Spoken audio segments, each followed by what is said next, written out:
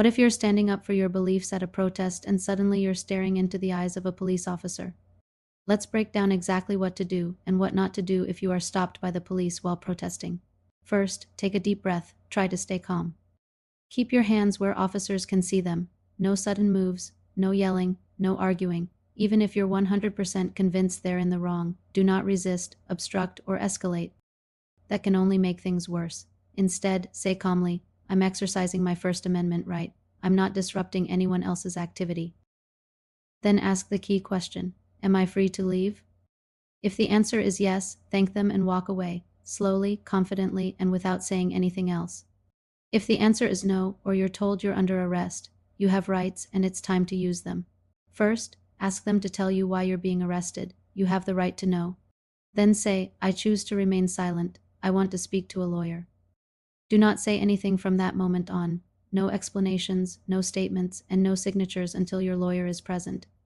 You also have the right to make a local phone call. If that call is to your lawyer, police can't listen. If it's to anyone else, they probably will. Now let's discuss searches. You never have to consent to a search of your body or your belongings. If you do say yes, that can come back to haunt you in court. If the police think you have a weapon, they can pat you down, and they can search you after they've arrested you. But they can't dig through your bag or phone just because they want to. Speaking of phones, your protest photos and videos are protected. Police cannot demand to see your footage, confiscate your device, or delete anything without a warrant. If an officer tries to intimidate you, stay polite but firm. You should say, I do not consent to a search. I am exercising my First Amendment rights.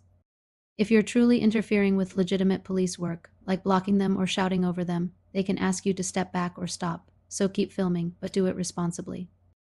Now, if your rights were violated, here's what to do as soon as it's safe. Write down everything you remember: badge numbers, patrol car numbers, agency names, time, location.